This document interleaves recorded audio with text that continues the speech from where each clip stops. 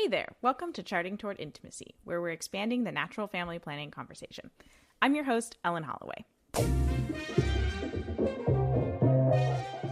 All right, we are here. I'm here with Kathleen for another NFP in Real Life episode. We are going to do some story sharing, and we're probably going to laugh, and I hope that you just come away from this episode like with your heart filled with funny stories about kids and NFP. And yes, when you're living NFP and your stuff's around, what happens? What sorts of things go down?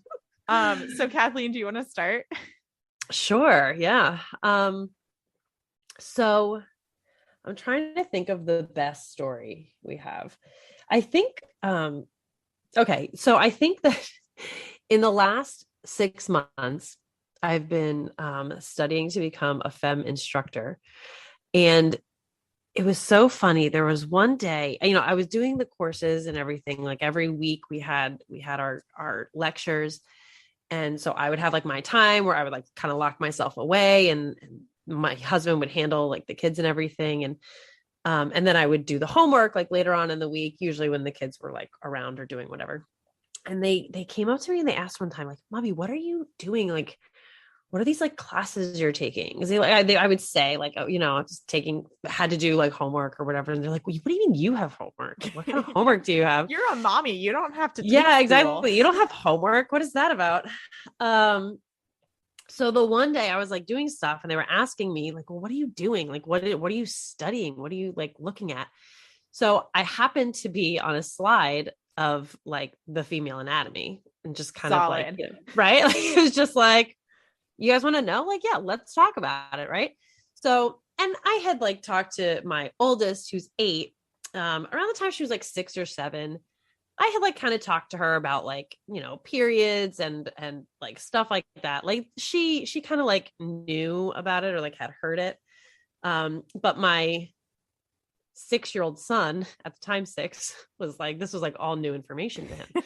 So, we're like going through and we're talking, and I'm basically like walking through a cycle, like with the image in front of us, just like, okay, so you have these ovaries, women have these ovaries, and inside the ovaries are the eggs. And what happens is once every month, these hormones and the egg, and it travels through the fallopian tube and it'll get fertilized or not fertilized. And you just walking through like a whole cycle with the kids. And they're just like wide-eyed, like, okay, all right. They're just like looking, and it's like, yeah. And like, that's how babies are made. That's how, blah, blah, blah, whatever. So we're just like going through the thing. Didn't really have too many questions. And I was like, yeah, so I'm basically studying to be able to teach other people about this and how to identify when these things are happening in your body, around the time that they're happening, because our body gives us these signs and these signals and whatever. So they carry on with their day, whatever. And then, I don't know, maybe like a week later, Gabriel, my 6-year-old, he's reading these books. They're like these graphic novels and about like different historical events. So he comes up to me with one of them, and on the cover of it is like a steer skull, like a cow skull where it's got like the big horns coming out the side or whatever. Yeah. And he like comes up to me with the book and he holds up the cover. He's like, "Mommy, don't you think that looks like a uterus?" And I was like, "Gabriel, that absolutely does kind of look like a uterus." I was like so proud. That's this phenomenal. Really weird way. Now my 6-year-old son not only knew the word uterus, but knew what it was, what it looked like, how it functioned. He melted my heart. I was just like, yeah, buddy, that does look like a uterus. You're absolutely correct. Oh my gosh. That's phenomenal. That was really cute. I can't wait for the day when you get a call from the school and they're like, oh my gosh. Your children are going around saying certain things look like uteruses. Well, like, here's the thing. It's so funny because Gabriel, especially, he's very, very smart. Like, we just had him like tested and stuff because he's like very bored in first grade. Yeah, so his teachers already stopped me. Nothing, like, we haven't gotten to that level yet, but his teachers do stop me sometimes. And they're just like, "You're never going to guess what came out of his mouth today." And I'm just like always holding my breath. Like, oh no, what was it? What is he talking about today? And it's always usually something that's just like, oh, no big deal. It's like, whatever, but it's going to happen one of these days. Like, no doubt. We're, because we're like very open about like our bodies. We talk about our bodies. We use proper terminology, like even my 2-year-old, like, like knows the word penis and is like very comfortable using it. A little too comfortable maybe, but it's like, they know all this stuff. They're not like ashamed to ask questions about it, because we do kind of keep it very open for that reason. We don't want them to feel ashamed. But it's always like having to do that caveat though. But like, listen, you guys know you can't talk about this in school, right? Like, this is a parent's job to tell their kids. It's not your job to tell your friends, like leave it up to their mommies and daddies to talk to them about it. Right. So it's like always this, like, this is what we do here, and it's good. And it's, like, we can talk about these things, but just keep it in the house for right now. Yeah. That's kind of the fine line that you walk, because I think, Kathleen, you and I we're on the same track. Like, you're a little bit ahead kids wise. Like, my oldest is 2.5. Right. Of like, we plan to, and already do, use proper terminology, explain things as they are when our kids ask about them. And I think that that's so good. And it opens up exactly what you were just saying. It opens up the communication to where they're not like nervous to ask you about it, or, it allows it to be open conversation in the house, which is so good. But it is a fine line that we walk of trying to help them understand that, like, we talk this way, but what does prudence mean? Right. Right. Yeah. And what does it mean to be prudent about this terminology outside of the house? Yes. And that's a tough virtue to teach, 6-year-olds. Yeah, no, 8-year-olds. exactly. I mean, that's a tough virtue to teach 30-year-olds and 40-year-olds. No, you're exactly right. And I think it is like, we framed it in the sense of like responsibility, right? Like, it is my, and we sort of frame everything in terms of like vocation and jobs like that we are gifted by God, right? So it's like, as your mother and your father, like, it is our job. Like, God has tasked us with this job of raising you guys and informing you and teaching you. And this is how we do that. But in the same way, your friends' parents are tasked with the same job. Mm-hmm. So it's a mommy and a daddy's job to teach you guys this stuff when they feel it's appropriate. It is not your job to go and teach anybody else until you have your own kids. Right. So it's like, that's kind of how we frame it all right now. And that might change. And yeah, they all kind of like know.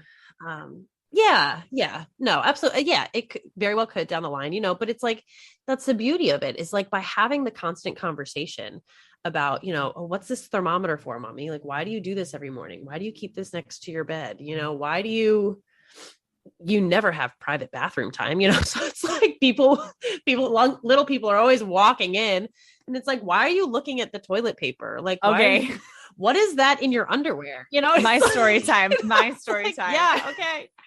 All right. So you never have private bathroom. Segue. So my daughter's 2.5 right now. And we potty trained her a little bit before 2.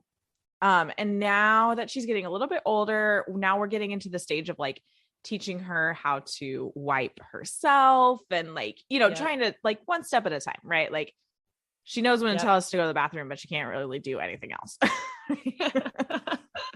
Like working on pulling the pants down herself and like wiping herself. Right. And so I'm like trying to teach her how to wipe, and okay, you wipe from front to back, or, for her, it's like, it's down. Like, that's sort of, what she can understand. And, yeah. And so I'm in the bathroom, and like, I obviously, like, when I wipe, I take a look at the tissue paper, and sometimes I pinch it and pull something off, and then look at my fingers and pinch my fingers together. Right. Like, because you need to test your well, depending on the method. Depending on what you do. Yeah. Depending on what method you're using and like what you can look at from the tissue paper.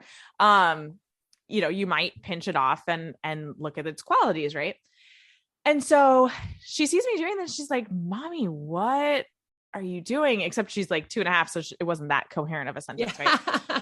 And I was like, oh, Mommy's checking her fertility. Cause I was like, man, I am not getting into like cervical mucus with a 2.5-year-old. Like that's a lot.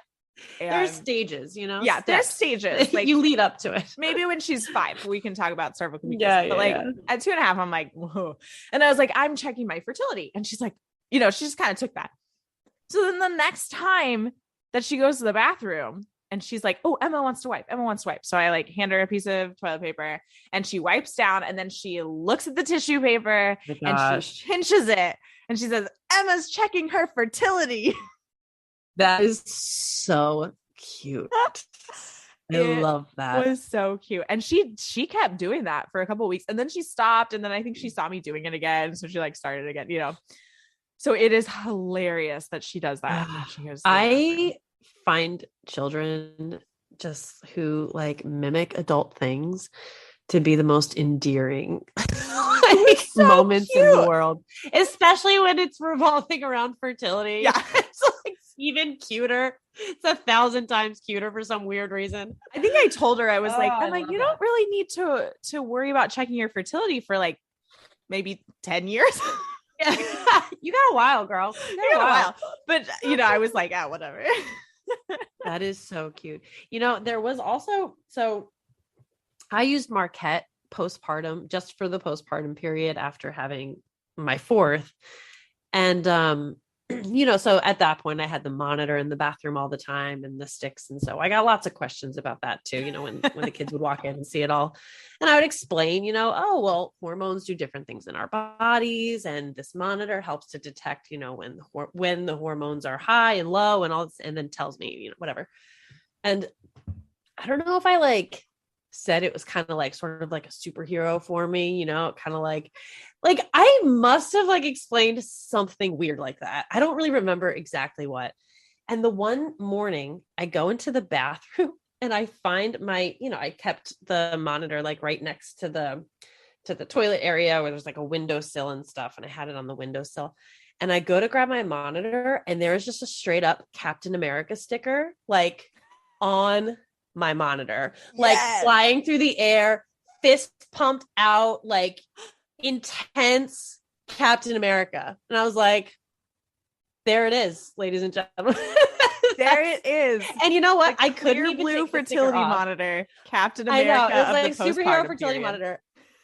I couldn't even take the sticker off. I think it's still there. And I don't use the monitor anymore until, I'll use it again, postpartum after I have this baby, but it was just like, that's just like too good. Like, it's just, there's Captain America on my fertility monitor, like that's fantastic. I would very much like to find, I'm going to like look through my daughter's stickers. And you just gotta find a really good one that just like really, her stickers are all girly and like hard days. Not as cool. Captain America like we're not even like super into superheroes, so I don't even know where we got a Captain America sticker, but clearly someone found it and was like, this belongs on Mom's thing, and there it is, and it stays to this day. Oh my gosh, I love that.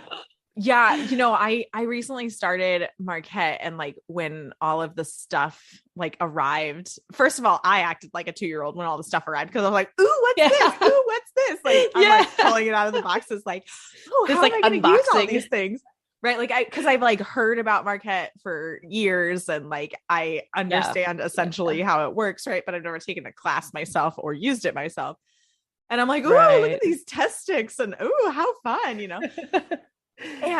And so like I'm going through the box and then my daughter Emma comes in and she's like, she is just fascinated. She loves when we get packages, like when we get Amazon packages. And, for sure. She's so funny whenever we take something out of a package, she like reacts like it is the coolest thing ever, regardless of what it is. But she just thinks it's so fun to open packages, right? Which like I can understand, right? And so she's like, I'm like pulling stuff out of the package. She's like, ooh, how cool, Mom. She has like no idea. She's like, this is so cool. This is so cool. Don't you love that? Like naive enthusiasm though. Like she's just so excited for you. She has zero clue. Yeah. She's just so happy for you. Yeah. Like, you gotta find people who give you that support. Seriously. And maybe you have to make them like. Yeah, exactly. Exactly. You know, some of the best parts about having kids. Oh my gosh. Okay, what else do you have for NFP stories? I have one more. Go ahead. You go with yours. I think I've hit my two funniest ones. Okay. Go ahead. This is gonna rock your world. Actually, I think I've already told you the story, but everybody who's listening, get ready for the best NFP story you've ever heard. I am not going to use names here. Fair. I'm not sure if this person listens to the podcast. But if they do, they'll know. That's how you know it's a good story. Yeah. Yeah. So this isn't really like my story, but someone else's. Okay. So I go to a play group once a week with some other Catholic moms, and I am so blessed to be in this play group with other Catholic moms, because like every once in a while, you know, we're like, you know, 1 minute we're talking about, okay, so how do you distract your kids? Like when you're trying to nurse the baby, like, what is it that you do? Do you turn on TV too? Like, am I a terrible mom for turning on TV? Right. So 1 minute we're talking about those conversations. And the next minute we're talking about the concept of double effect and moral theology. Right. So I love this play group. Yeah. That sounds pretty great. So anyway, so a couple weeks ago, we're at the park and we're talking, and one of the kids there like is showing off this drawing of this falcon. He's really into birds right now, and he's like, look at this cool falcon, and he's listing off all these falcon facts, and I'm like, wow, you're such a 5-year-old because you have all these falcon facts and they're like so random. Yeah. And so he's like so excited about this falcon, and then he wanted to put his drawing away and go play, and he didn't want his drawing to like get, you know, folded up or whatever. And so he had like brought it in like a little folder. And so he asked his mom to help him put it in the folder. And she was nursing her baby at the time. Yeah. It's a group of Catholic moms. There's plenty of children around. That's what we do. And I was like, oh, I can help you put it in the folder. Right. So I like grab the piece of paper and I like open up the folder, and I like, in the process of like grabbing the piece of paper, I like flip it over to put it in the folder. And on the backside of this piece of paper, everybody take a moment to guess what's on the backside of this piece of paper. You know, this I did hear this story, so I know. It's an NFP chart. And I died. I was just cracking up. Well, and what was funny is it's like I flipped over and I wasn't really looking, but it's like you see like one word and I think I saw the word cycle, like it was like, you know, length of last cycle or whatever. And then you know there's like graph paper. So yes. Yeah. It wasn't even a chart I had seen before. I'm not sure what method she uses, but I like saw it and I could tell immediately what it was. And I like make eye contact with the mom. And she and I just like, there's like a 1-2, and then we just bust out laughing. Right. And so we're just, I love that. And I'm like, oh, this is so classic. Like, and it's like that classic, like your kid wants to draw and you just grab whatever's near you. And it just like happens to be an NFP chart. You're just like, okay. And that's why I shut on my phone, everybody. No. Yeah, right. Exactly. Oh my gosh. Oh my gosh. That is so good. It was hilarious. I was just, to this day, like I'm laughing in my head right now. Like it was so funny. Yeah. No, I mean, and you know what? When you find those people, it's just like, I don't know. It just like opens up this whole new like level of friendship. I feel when it's like, you don't really know if they're like that into, you know, their faith that they're like, you know, actually practicing NFP. Like those are like the hardcore people, right? Like it's like if you're practicing NFP, like, okay, like you're legit, you know what I mean? Like it's like, but it's like this club, you know, it's like there are still people, like plenty of like Catholic people who like really love their faith and stuff, but just totally not sold or on board with the NFP thing. So it's like, you're always like kind of walking this fine line. And then when you really like realize that like, oh my gosh, this new friend like also does NFP, it's like you're part of a club now, you know, and it's like, you're just new besties. Oh my gosh. That reminds me of another story with this same moms group. So like the first time that I went to the moms group, they had already been meeting and then like somebody told me about them and I like joined their group. And so I'm like meeting everybody and I had like seen a few of them went to my church, a few of them went to a different church. And so I'd like kind of seen some of them were doing introductions. Yeah. And one of the moms is like, hey, your name looks really familiar. Like, I feel like I saw it in the bulletin or something. And I was like, oh yeah, you probably saw one of my NFP intro courses in the bulletin. And she's like, oh yeah. And she's like, how's NFP going? Like, and what she meant to say was like, how is it being an instructor? And like, how's that going? Right. And she's like, how's NFP going? And I kind of look at her and I'm like, is that the question she meant to ask me? Like, is she trying to ask me like how charting's going right now? Cause I can launch into it because I'm postpartum. Like, you're like, I would be happy to sit here for 2 hours and tell you. Actually, I wasn't postpartum at the time I was pregnant, but yeah, I was like, but I could launch into it. And then she kind of looks at me and she's like, oh wait, I didn't mean to get that personal on our first meeting. Like, that is really funny. At that moment, I knew. I was like, oh my gosh, I think like all the women in this group practice NFP. Like, I found my people. Yeah, exactly. That's like there's been so many times where I like find out like another person is Catholic, right? And you're just like, oh yeah, that's awesome. Like we can like talk about this, right? But you never know if you like start going into that conversation about like practicing NFP and stuff, like you're always risking like looking like the weirdo. You know what I mean? Like you're like, oh well, yeah, no, I don't do that. You know, it's like that's a little too much, you know. That's for the crazy Catholics. Yeah, that's for like some crazy people. So it's like you're always still like, even though you might all be Catholic, like you're still like tiptoeing on that line. I remember, was it this year, one of my daughter's dance classes, and there was another mom there. It's her first year doing dance. So there was another mom that, you know, we had kind of just met, and we'd sit there each week, like waiting for our kids. And it came out that she was Catholic and, you know, she like went to the church, one of the churches nearby and whatever. And so we're like kind of bonding over that each week. And we both had 4 kids or have 4 kids. And so then there's one week, it was like, I don't know, maybe like 5 weeks of like sitting at dance class together. And 1 week, like one of us like crossed that line, like about NFP. We were just like, and it was like that moment where it's just like, I do NFP, you do NFP, you do NFP too. And it was like, all of a sudden we were just like, oh great, that's why you have 4 kids too. It's like, you know, we're all young, all these kids, like, it's like, obviously you do NFP. Yeah, right. So, but it's just like really funny. Yeah, I don't know. I guess we like sort of got off topic. Like, that's okay. I mean, stories and whatnot, but maybe I'll just change the name of this episode to just being there like, you go. It's living just, you know, NFP stories in general.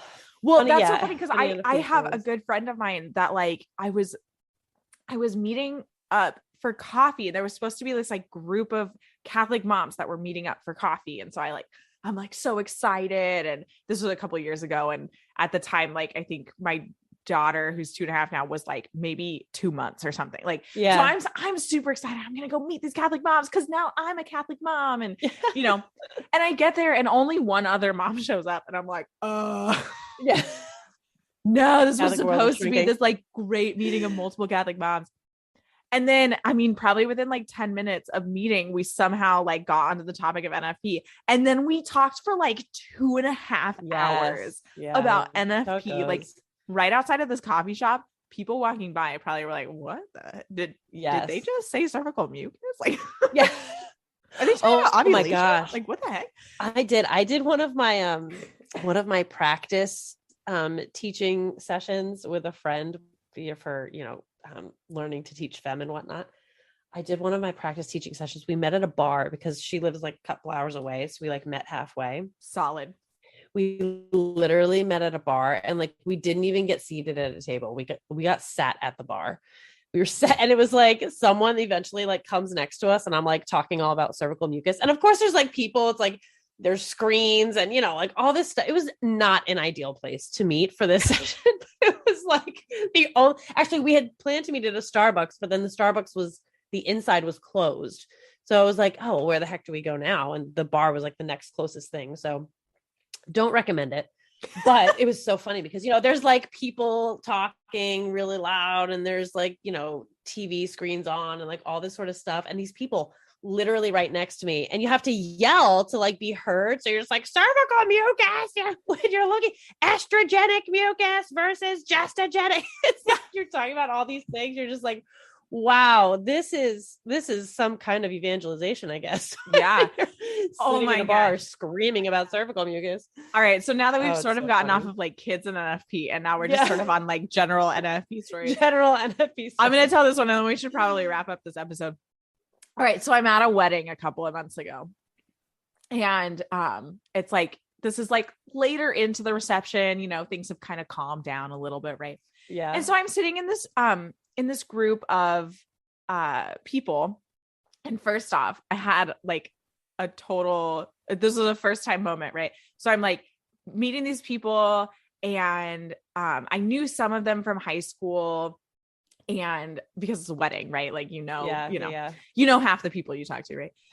And this girl's like, oh, Ellen Holloway. Oh, I listened to your podcast. And I was like, oh my gosh. Like, that is so funny. Shut the front door, you know? Yeah.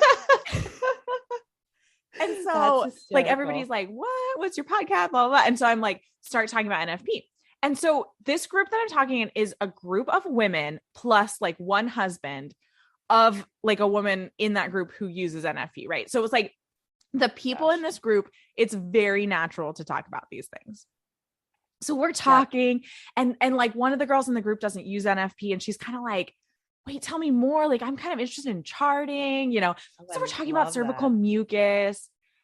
And right at the moment where I like start getting into cervical mucus, of course, this groomsman who was like in a different conversation nearby turns into our group.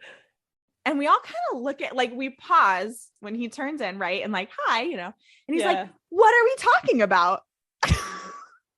You're like, do you want to know? And we all just bust out laughing. And I was like, I mean, if you want to know, I'll get into it with you, right? Funny. He's like, well, what are you talking about? I'm like, we're talking about cervical mucus. Would you like to learn more? And he's like, what is this? You know? And then he's like fascinated because I kind of like, in 30 seconds explain the like fertility cycle, and he's like, what? This is fascinating, you know? And like, this poor groomsman. Funny. I love that. You know, isn't it like amazing? Like, nobody knows about a general fertility cycle, and that's a whole other tangent. I won't even go into it. But oh my gosh, there have been so many situations that it's been like the same thing. It's just like, they just kind of like give like like you said, like the quick like 30-second overview of what a fertility cycle is, and they're just like, wait a minute. Like, so women can't get pregnant like all the time? And I was like, no. Like, no, they can't. And nobody knows that. It's like crazy. Oh my gosh. I think I hope that you guys listening to this episode can just kind of walk away from this and realize that living NFP in your life can just result in so many funny opportunities, and really like embrace the laugh, embrace the awkwardness if it's an awkward thing. And if it has to do with your kids, like, just be straight up with them. Be honest and open. Use the real words. Tell them what you're doing. You know, if you're testing your pee with a stick, like, explain what you're doing. And then if they ask if they can do it, explain why it doesn't make sense for them to do it. Yeah, exactly. And you know what? I think that is such an important point, because like the body is like such a mystery to us, right? Like, and it has been for so long. And I think that to start to dispel that mystery with our kids as they're young, so that as they grow and they begin to learn more, you know, that they can just automatically like have this natural understanding. And I don't know, I think it's so important, and it kind of gives them a leg up in really being prepared to kind of handle there's so many issues around bodies and stuff that they're going to have to be dealing with, sooner rather than later, that we don't really, it's hard to feel like you can really properly prepare them. But if you can just be having those honest, open conversations, reminding them all the time that the body is good, reminding them that the body is not disgusting, it's not gross, that all of these things are intended by God for a purpose, and just, get them on board with that idea of mystery and intentionality. I think it just automatically sets them up for understanding a lot of really important things that are very easily misunderstood as they get older. Yes. Yes. I totally agree. And I think something I want to end on is it's really hard to protect and honor something that you don't understand. Yeah. Right. Like if you think about someone who's not Catholic and the Eucharist, they don't know how to protect and honor it because they don't understand it. They don't understand the brevity, I don't know if brevity is the word that I'm looking for, but they don't understand like the importance, the weight of it, the weight of the Eucharist. Right. And so if your son or daughter growing up doesn't understand their body, then they're very likely not going to honor and protect it. Yeah. But if they understand it and they understand how important it is, then it's a lot easier to have a conviction to honor and protect your body. Right. Yeah, that's exactly right. All right. Awesome. That's a wrap.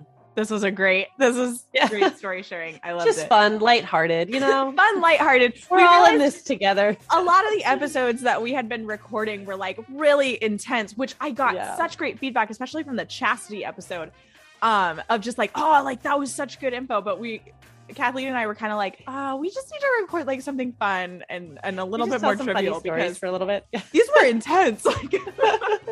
Exactly. So thanks for humoring us with our humor. Exactly. And if you're not following Trending Toward Intimacy on Instagram, be sure to check us out. If you want to reach out to Kathleen or I, send me an email. Links to those are in the show notes. Until next time. See you guys.